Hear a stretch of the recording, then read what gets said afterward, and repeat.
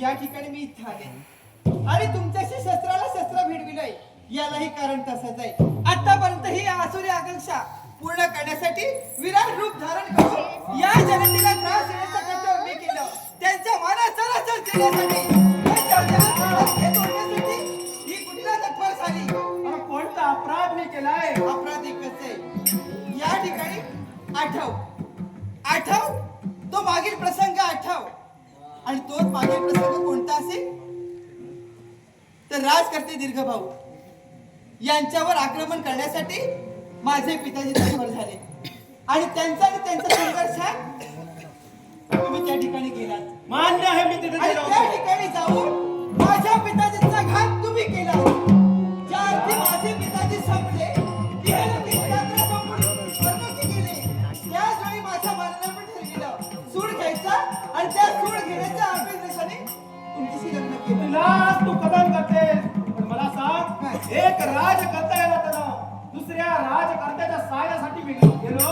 हा धर्म क्या धर्म? हा धर्मच आहे. धर्माला अनुसरून मी तिथे गेलो होतो. हा धर्म जरी असला तरी माझं मत, माझी इच्छा होती, कारण मला सुद्धा माझ्या पिताजींचं प्रेम हवं होतं, त्यांचा सहवास हवा होता आणि त्या सुखापासून तुम्ही त्यांना वंचित केलं. कुठला?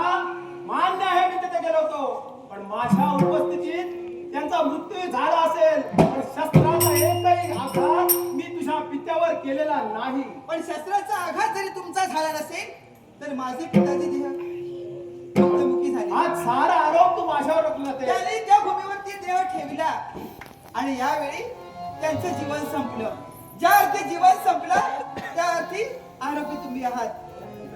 मान्य आहे मला, आज तुम्हाला आरोपी ठरवून मोकळले, पण या विश्वाच्या ठाई एकच सत्य आहे.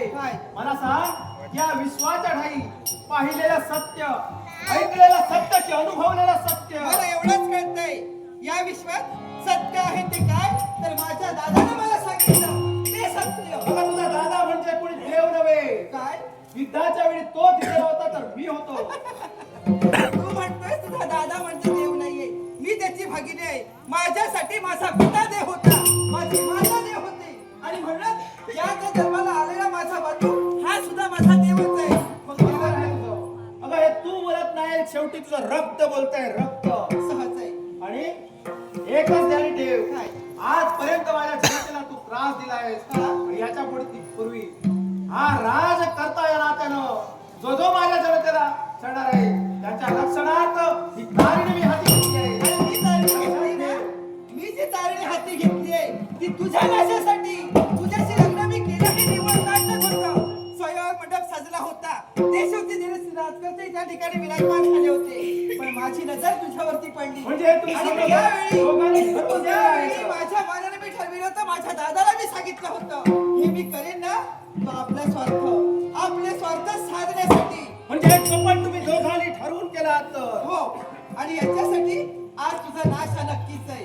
विनाश जोपर्यंत झाल्यानंतर माझ्या या तालीला तुम्हाला सुचलेली आहे. जोपर्यंत माझ्या तालीला तुझ्या रक्ताचं स्नान घालत नाही तोपर्यंत माझा शांत